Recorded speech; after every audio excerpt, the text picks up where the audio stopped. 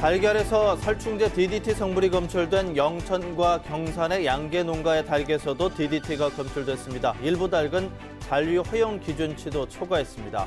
경찰이 초등학생들에게 부적절한 영상으로 성교육을 한 대구의 한 장애인 어린이집 관계자들을 아동학대 혐의를 적용해 기소 의견으로 검찰에 송치했습니다. 장애인의 일상생활을 돕기 위한 활동 지원 제도가 현실을 제대로 반영하지 못하고 있습니다. 지역의 중증 장애인들이 한 달 넘게 1인 시위를 벌이고 있습니다. 정부가 고등학교 1학년 학생을 대상으로 잠복결핵 전수조사를 올해 처음으로 실시하고 있는데 경북에서는 검사 학생의 2.7% 정도가 결핵 보균자로 확인됐습니다. 여러분 안녕하십니까? 8월 24일 목요일 아침 대구 MBC 뉴스투데이입니다.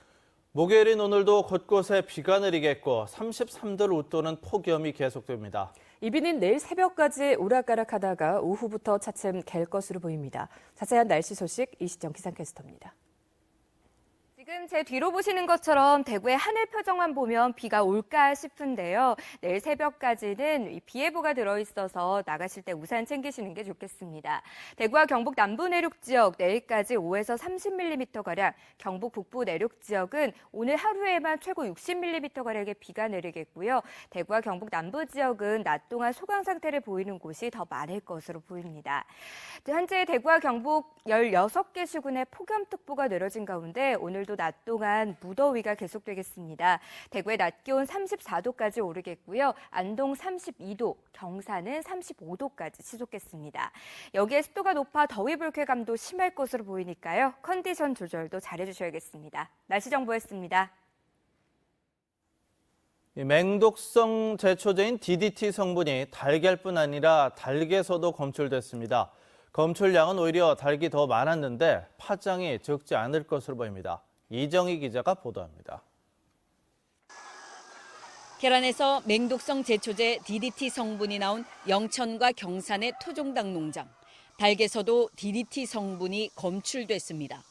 모두 12마리를 검사했는데 빠짐없이 DDT가 나온 겁니다. 특히 한 마리씩은 잔류 허용 기준치를 초과한 0.4mg 이상이 검출됐습니다. 놀라운 건 계란에서는 DDT가 기준치 이하로 나왔지만 오히려 닭에서 더 많은 독성이 나왔다는 겁니다. DDT가 38년 전 판매 금지돼 두 농장 모두 사용하지는 않았지만 농장이 과거 사과와 복숭아 밭이었던 곳이어서 방사된 닭이 DDT가 잔류된 흙을 쪼아 먹으면서 체내에 축적됐을 것으로 추정됩니다. 경상북도는 살충제 계란 농장에 이어 문제가 된 DDT 검출 농장 산닭에 대해서도 뒤늦게 출하 금지 조치를 내렸습니다. 이미 영천 농가의 닭은 지난해 대구의 한 한의원에 800여 마리가 출하돼 보신용으로 판매됐고 경산 농가는 지인 등을 통해 소비된 것으로 확인됐습니다. 문제는 계란은 적합 판정을 받았다 하더라도 닭은 더 많은 살충제가 체내에 축적됐을 수 있고 이런 산란계가 얼마나 유통됐는지 축산물 안전관리 체계에 잡히기가 어렵다는 겁니다.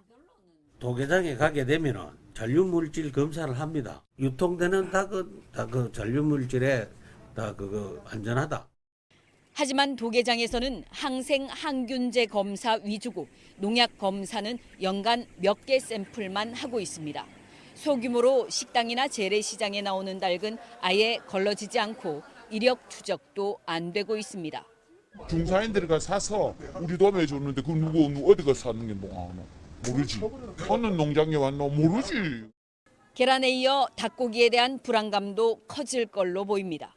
MBC 뉴스 이정희입니다. 미국이 무역 적자를 이유로 한미 FTA 개정을 요구하면서 개정 협상이 진행 중인데요. 그동안 농업 부문에서 피해를 보고 있는 경상북도는 이번 기회에 피해를 줄이는 방안을 찾아야 할 것으로 보입니다. 한태현 기자입니다. 지난해 미국산 농축산물 수입액은 71억 달러로 한미 FTA 발효 전보다 14% 늘었습니다.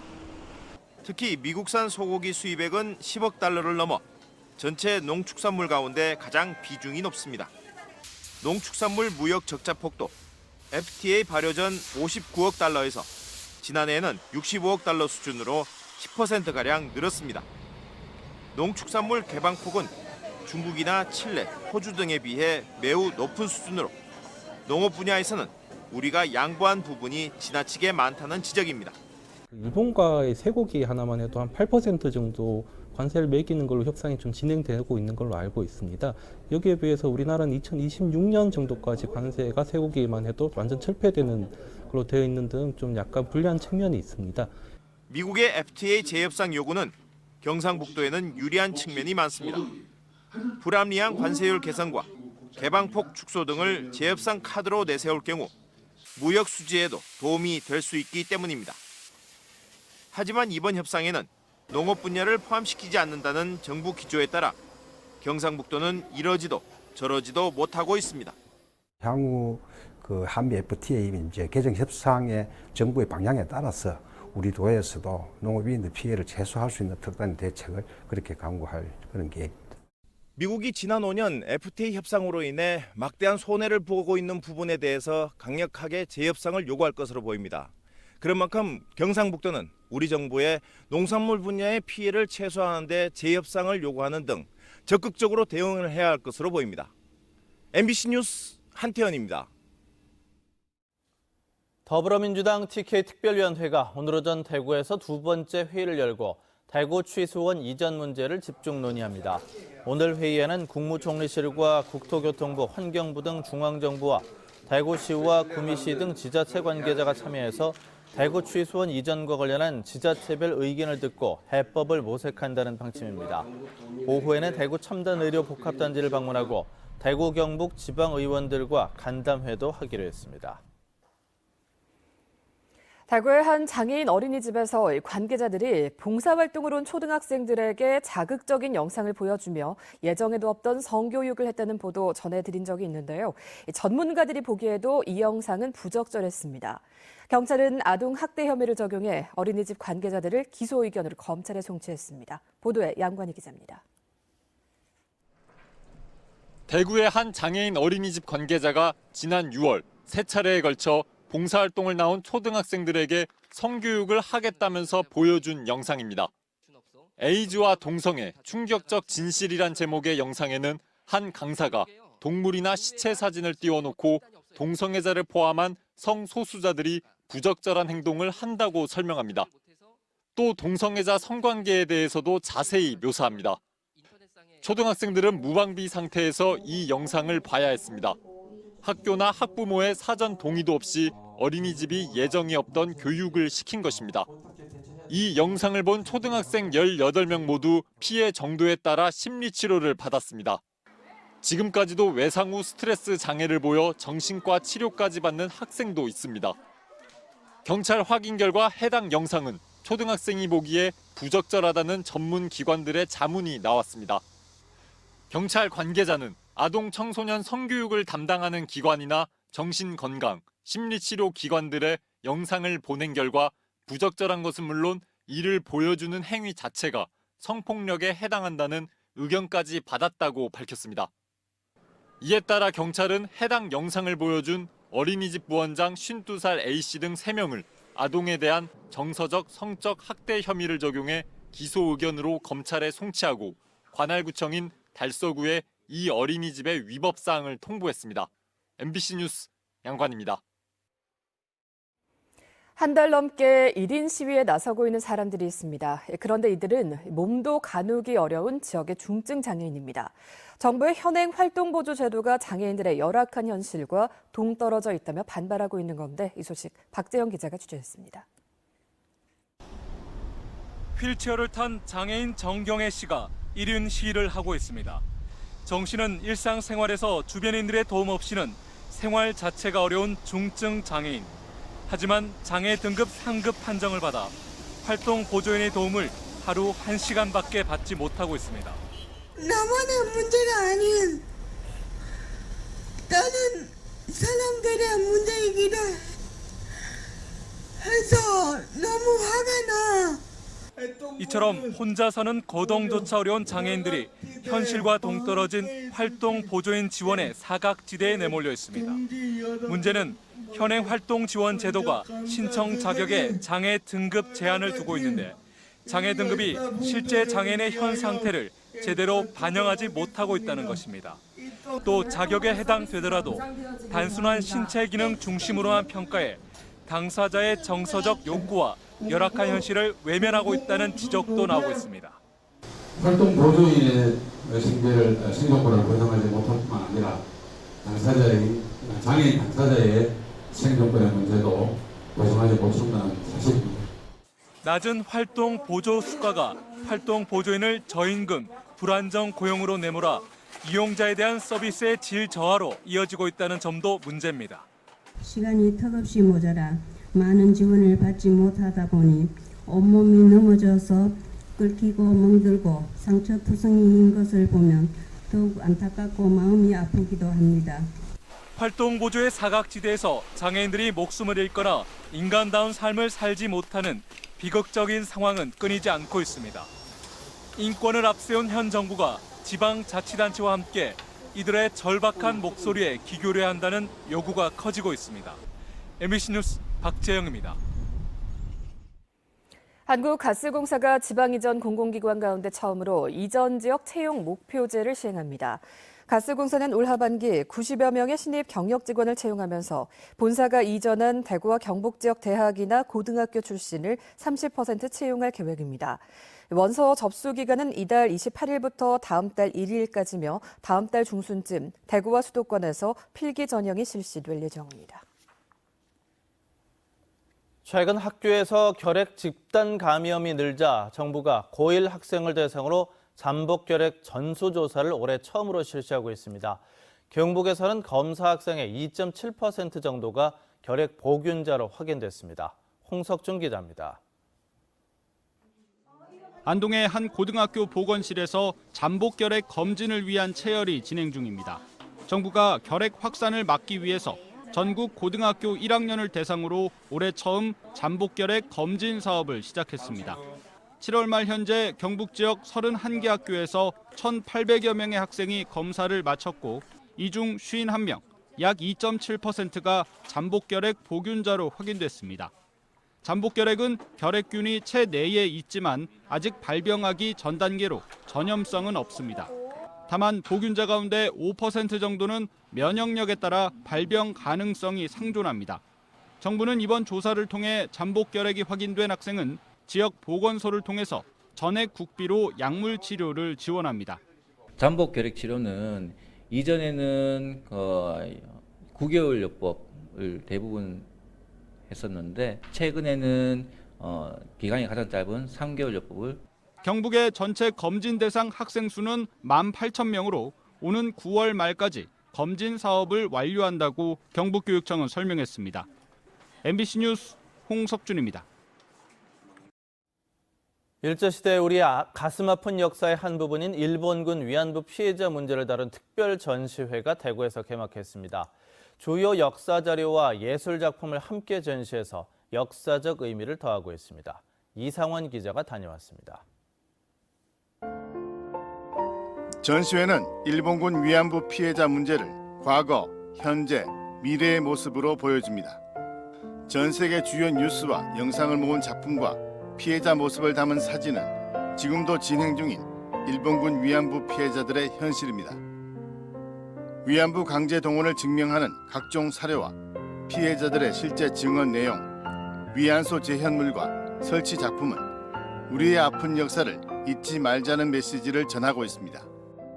이렇게 상세하게 다루거나 했던 적이 없어서 좀 되게 새로운 감회가 들었었고, 그리고 위안부 할머니들한테는 좀 죄송하고 미안한 마음도 없지 않아 듭니다. 지난 2007년 일본군 위안부 결의안 미국 하원 통과를 이끌어낸 이용수 할머니의 활동을 비롯해 전 세계의 움직임을 담은 사진과 작품들은 인권운동으로 더 확산돼 다가올 미래에 대한 희망을 표현하고 있습니다. 이 전시를 통해서 우리 학생들이 정말 진실된 이 역사를 알았으면 좋겠고, 이만큼 알아주시는 해도 저는 만족하다고 생각합니다. 일본군 위안부 문제가 세계적인 문제라는 것을 이제 부각시키고, 또 하나는 현재의 사실이라는 것을 부각시키려고 했습니다.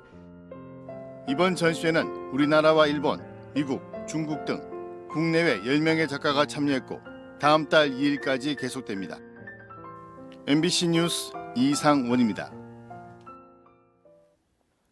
다쿠 지역 개발과 지역 경제 활성화를 위해 국토교통부가 공모한 지역 수요 맞춤 지원 사업에 경북 지역 5개 시군이 선정됐습니다. 영양영덕은 힐링 관광지 조성으로 지역 개발 연계 사업 분야에 군위와 고령 봉화는 화번마을과 대가야 여행체험 등 지역 관광 자원을 활용한 체험 관광 분야에 선정됐습니다. 지역 수요 맞춤 지원 사업은 지역 특화 산업이나 문화 콘텐츠를 활용해서 적은 비용으로 주민이 직접 혜택을 받을 수 있도록 도입됐는데 5개 시군의 4개 사업에 국비 76억 원이 지원될 예정입니다. 달구시가 화물차의 불법 밤샘 주차를 특별 단속합니다. 달구시는 다음 달 1일부터 8개 구군과 합동으로 화물차의 밤샘 주차로 교통사고가 잦은 48개 지역을 중심으로 특별 단속을 해 운행정지 닷새나 과징금 부과 등 행정처분을 할 예정입니다. 달구에서는 지난해 6월 두리봉터널 인근에서 갓길에 불법 주차된 화물차를 승용차가 들이받아 4명의 사상자가 발생하자 지자체와 경찰이 교통사고 취약 지역을 지정해 관리해오고 있습니다. 구미경찰서는 사기 도박을 한 혐의로 52살 A씨 등 2명을 구속했습니다. 경찰에 따르면 이들은 지난 2월부터 이달 초까지 구미 시내 사무실과 원룸 등에서 형광물질을 칠한 트럼프와 특수렌즈를 이용한 도박판을 벌여 9명으로부터 2억 5천만 원을 챙긴 혐의를 받고 있습니다. 경찰 조사 결과 특수렌즈를 착용하면 상대가 든 카드의 무늬와 숫자를 볼 수 있는 것으로 드러났습니다. 달구지방법원 제2형사단독 장미옥 판사는 화장실 몰카 촬영 혐의로 기소된 상태에서 계속해서 몰카 촬영을 한 20대 남성 A씨에게 징역 1년의 성폭력 치료 프로그램 80시간 이수를 선고했습니다. A씨는 지난 6월 공용 화장실에 숨어 있다 여성을 몰래 촬영한 혐의로 기소돼 징역 6개월에 집행유예 2년을 선고받았는데 당시 재판을 받는 중에도 30차례나 같은 범행을 한 것으로 드러났습니다. 재판부는 재범 방지 측면에서 실형을 선고한다고 설명했습니다. 달구 중구청이 서문시장 4지구 화재 사고의 수습 과정을 기록한 서문시장 4지구 화재 사고 대응 백서를 발간했습니다. 이 백서는 340쪽 분량으로 서문시장 4지구 화재 사고의 개요와 기관별 대응, 화재 피해 수습과 피해 상인 지원, 향후 재난 대비 개선 사항 등 전반적인 화재 수습 과정과 분석 자료가 담겨 있습니다.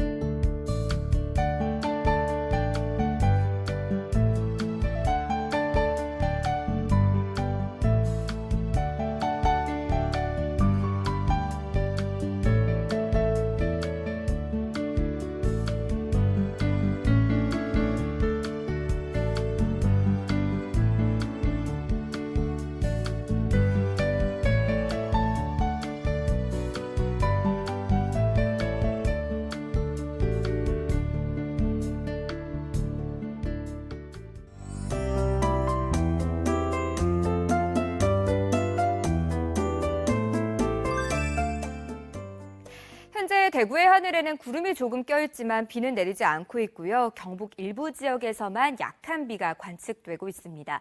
이렇게 비가 내리는 시점과 비의 양에는 다소 차이가 있겠지만 내일 새벽까지는 비 예보가 있어서 우산을 챙기시는 게 좋겠습니다. 우선 내일까지 대구와 경북 남부 내륙 지역은 5에서 30mm가량, 경북 북부 내륙 지역은 오늘 하루에만 최고 60mm가량의 비가 내리겠고요. 그중 대구와 경북 남부 지역은 낮 동안 소강 상태를 보이는 곳도 많을 것으로 보입니다. 현재 중부지방은 대체로 흐리고 비가 내리고 있고요. 남부지방은 구름만 많이 껴 있습니다. 자세한 지역별 날씨입니다. 대구의 아침 기온 28도까지 오르면서 밤새 열대야가 이어지고 있고요. 한낮 기온은 34도 예상됩니다. 문경과 상주에도 열대야가 이어진 가운데 낮 기온 30도를 웃돌겠습니다. 오늘 영양의 낮 기온은 30도, 안동은 32도 예상됩니다. 경북 동해안에도 낮 무더위가 계속되겠고요. 바다의 물결은 0.5에서 3m로 높게 일겠습니다. 내일 오후에는 비가 그치고 차츰 맑은 하늘이 드러나겠습니다. 날씨 정보였습니다.